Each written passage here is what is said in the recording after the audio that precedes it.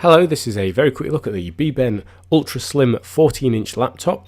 This is a low-cost laptop, but it is really well designed. It's very slim. I'm very impressed with the overall design. When you open this up, you get a 14-inch screen and the full keyboard. Here are some specs. So you've got the 1920 by 1080 screen, 4GB RAM, 64GB hard drive, Intel graphics, Windows 10 Home. Now on first use, I had a slight issue with the Windows 10 Home license, but I contacted their product support and they soon resolved it for me. Heading back to the specs, on the right hand side, you've got a headphone jack, USB 3 and SD card slot.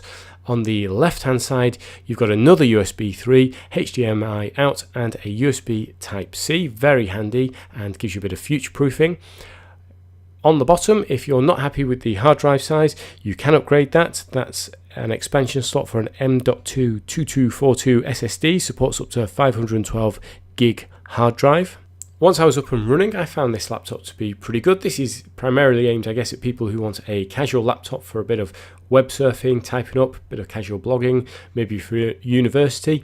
I think this would be absolutely perfect. It's very lightweight, decent battery life, very easy to type on with the full keyboard, and then slightly under that you've got the trackpad, and you can do a bit of casual gaming. So this is Meat Boy, and I have Steam installed, everything worked perfectly getting this set up, no issues at all, but it's not going to be for those who want to play high-end games. It's just not powerful enough.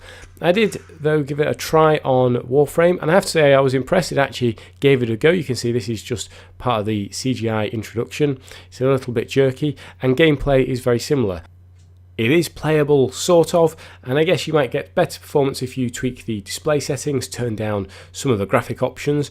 But I'm very impressed actually that for the low price that this runs this kind of game at all. I was expecting it to just stop completely and just be very juddery. For those on the move, I found battery life to be pretty good. It's no better or worse than other laptops I've tried, and the slimline design means it slips into laptop bags very easily. You'll need something that can cope with a 14-inch laptop, but because it's so slim, it really doesn't take up that much room. I've been using this to type up several reviews and do a little bit of work out and about, and the keyboard's been absolutely fine. You don't get a numerical keypad on the right hand side, but that's to be expected with this being a laptop. I found the trackpad to be fine. Of course, if you don't like using the trackpad, you can always plug in a mouse into one of the USB ports. The laptop also has a webcam built in, which is what I'm recording this on now, just to give you a general feel for the quality.